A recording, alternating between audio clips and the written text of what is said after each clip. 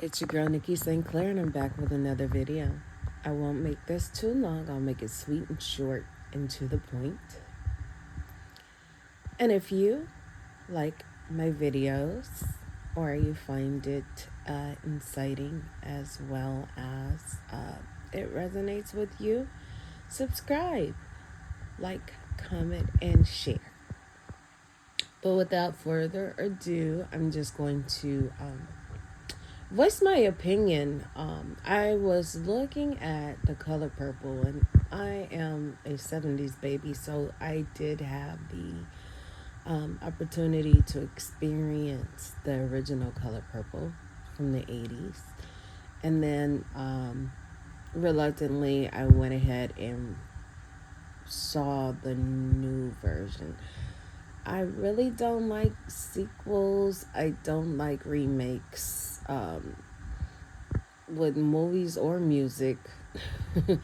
There have been some successful sequels and some successful remakes, but for the most part, I really love original content. I love the experience. I love the surprise of not knowing what's coming next. And a lot of times when you see remakes, you get to compare. I mean, you just naturally compare the original actors to the updated actors, and it just don't hit the same. It, for me, I find that it doesn't hit the same. Um, I think Danielle did an awesome job playing Sophia, but can't nobody play Sophia like Oprah played Sophia, because in my mind, Sophia played Sophia in the 80s. Um,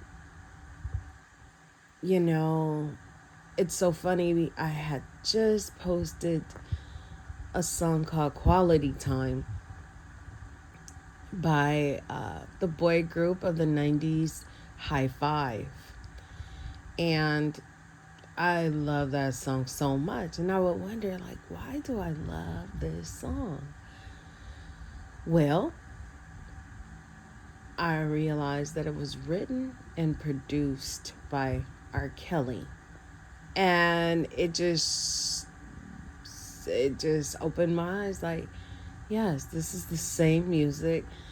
These are the exact same runs and style of singing that R. Kelly, even the way that the boy enunciated the words and uttered all of the notes. It was as if R. Kelly had already had it written and stamped for himself, but just said, I guess you guys can sing this. And it was almost as if it were like some sort of karaoke. Once you listen to it and close your eyes, you can hear a kid imitating R. Kelly over R. Kelly's track. So, and in the 90s, let's just face it, R. Kelly was big. Everything he touched turned to gold. Everything he wrote turned to gold, even platinum at times.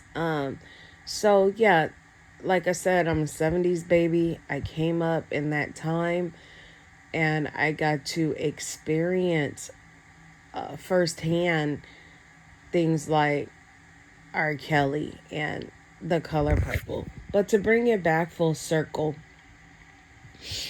I was looking at The Color Purple, and the narrative really didn't change. They did make some changes, but for the most part, it was pretty much the same storyline.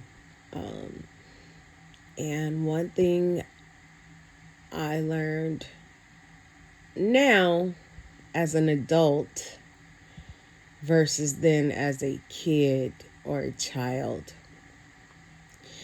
is that when a man wants you, he wants you. Okay? Now, you have Celie, who unfortunately her father taught everyone how to treat her and discount her as a human being. However, she came in, she cooked, she cleaned, she took care of the children, she took care of the needs of the man of the house, and she never earned Mr.'s love, his respect. In fact, Mr. felt even more superior because he came home to a clean house, clean and kept children, and a hot meal. He felt like it was him that had created this strong household and structure, and things were in order because of him. Okay? Then you have Suge, who is known to be the hussy of the town. She never really committed. She was about herself.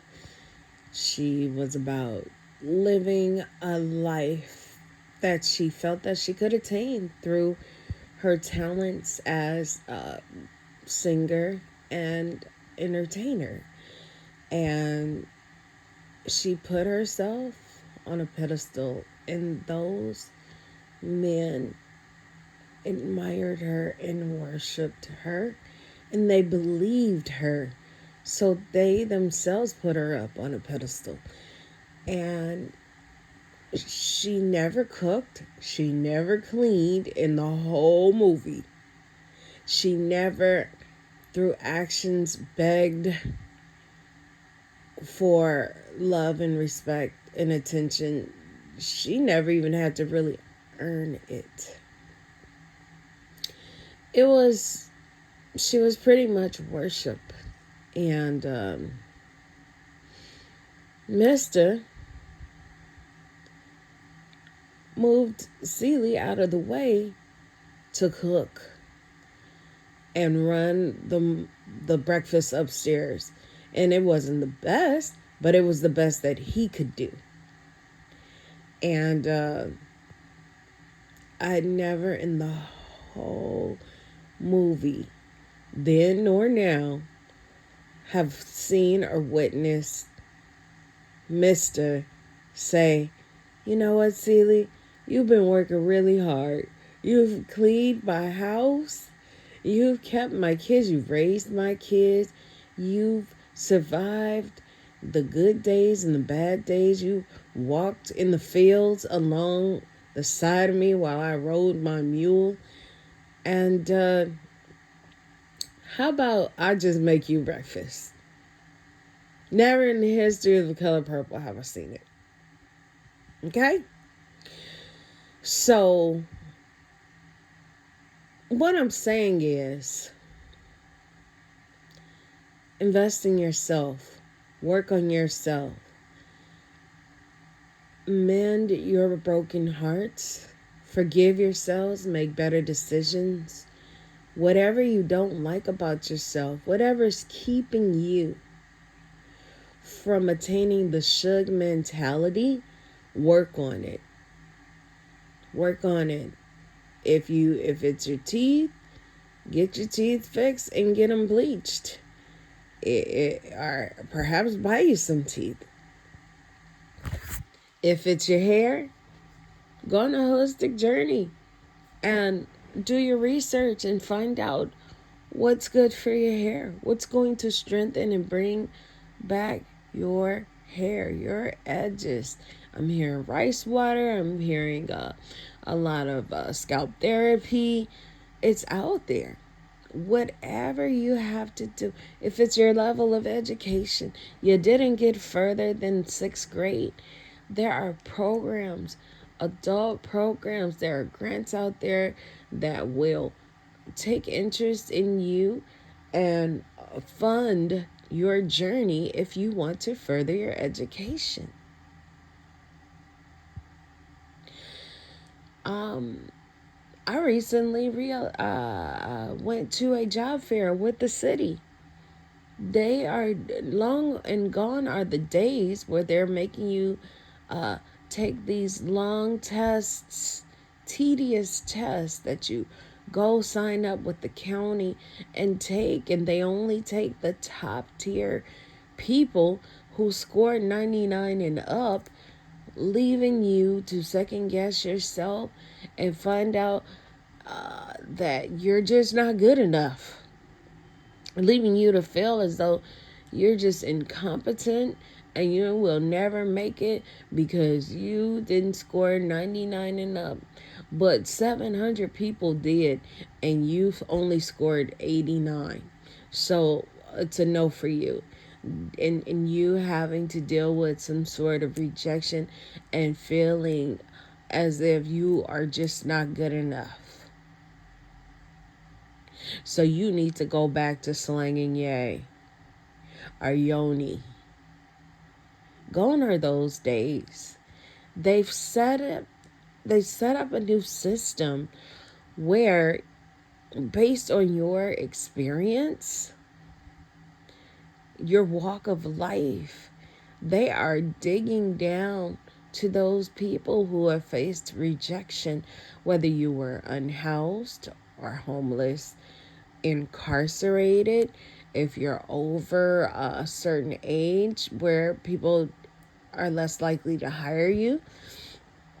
There are people who, you know, are less likely if you're transgender or you don't identify and you're non-binary. They are looking for those people to place them with the jobs that are hiring based on your experience.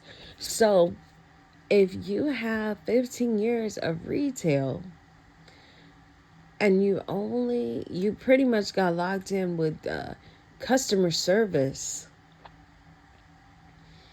then they will, and you just happen to be, transgender, they will take you based on your experience and place you where they need you within the city.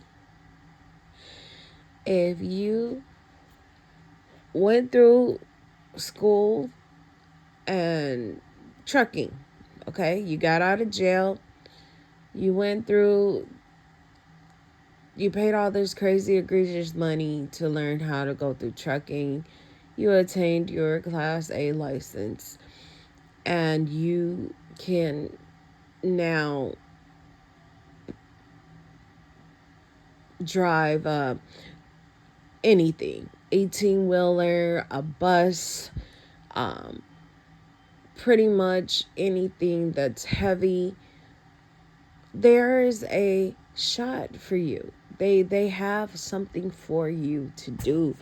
The city of sanitation is hiring.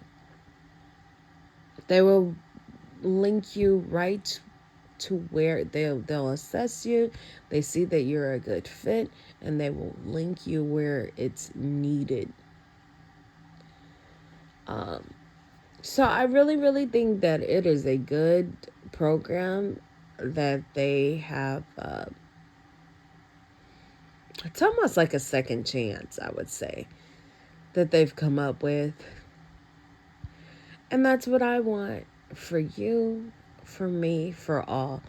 Give yourself a second chance. Know that you can get to where you're going. You don't have to take the 405 to get to the valley. If you're headed to the valley, for those who live in California, usually people take the very famous freeway, the 405. And it's always crowded. It is always crowded. But there are apps on the phone like Waze and Google Maps that will take you off the grid and show you a shortcut, show you a different route to get to where everybody's going. However, you can get there faster, safer, and you don't have to risk your life in traffic with a start stop, with almost running out of gas or burning more gas sitting in traffic.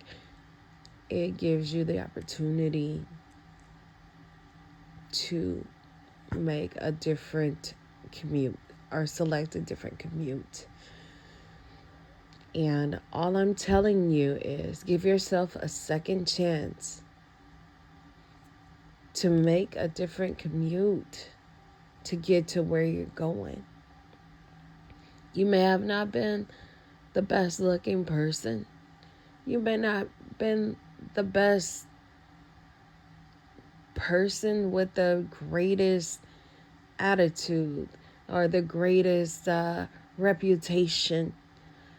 And at some point in time, you believed what everyone was saying about you. You believed that you were actually Celie. Maybe you started off believing you were Suge.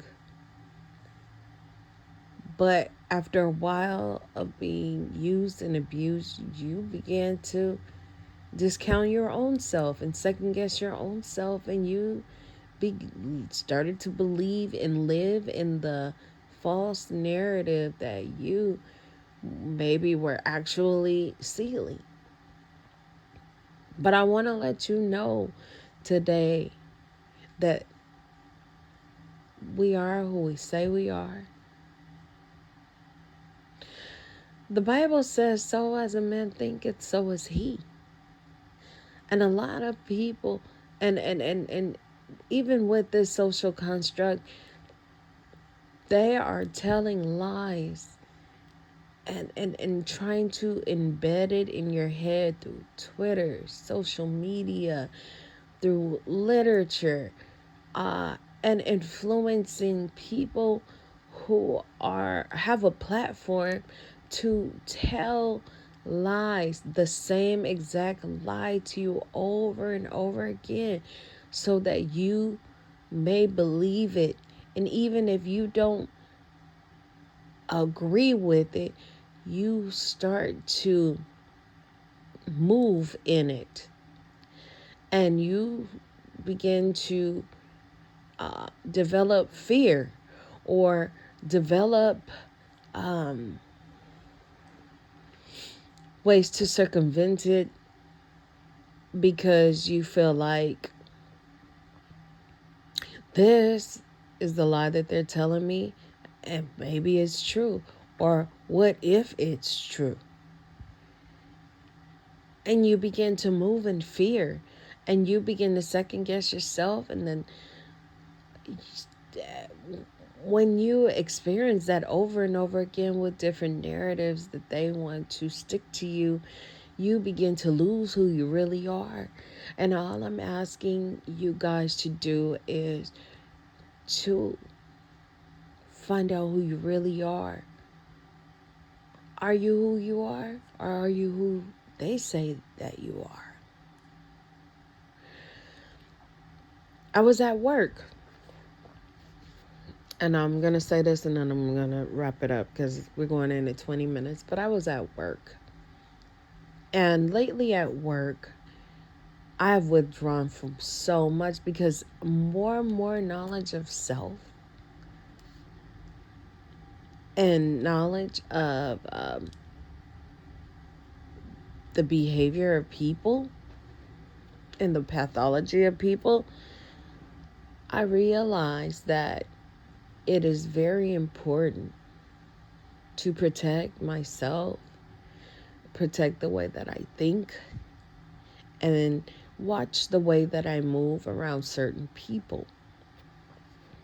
So because of that, I've withdrawn quite a bit. I don't really say much to people. I'll say good morning. I'll be respectful, but I don't come in letting my hair down. I don't talk about my weekend or who I'm dating or what's new, what's going on, what's coming up. I don't do that. Okay? And because I used to do it, but I've retreated, people find it to be an issue. A lot of them are appalled, okay? Because I still have a world of my own that I operate in, and you're not invited to this party. You're not invited to this chapter of my life. And because of that, they feel shut out. They're in their feelings, and they have deemed, uh, well, they don't understand. A lot of times they don't even understand, like, hey, why did I change? Why did she change up on me? They didn't necessarily have to have a run-in with me or any words with me, but because my discernment is so strong, I can read people. So it's caused me to protect what I have, and also it has caused me to retreat because I already know the motives of people. Let me tell you something about your employees. Your fellow employees do not F with you for real. If you were to get fired on Thursday, your phone will ring Friday, Saturday, Sunday, and Monday. And they're not checking on you to see how you are. They're checking on you to be nosy. They want to know your side of the story. They want to know what happened led up to you being fired. Because they've already heard everybody else, but they want to hear confirmation from the horse's mouth so that they may gather information and go back and tell everyone else. Where is the loyalty in that? And then, after that first week or that first month, maybe after that first month, they'll call and say, hey girl, how you doing? How you holding up? What have you been up to? Now they want to know, did you find a job? Did you find something else? How are you surviving? And again, they're gathering intel to go back to the flock and tell them if you're doing well, if you're not doing so well. Again, where is the loyalty in that?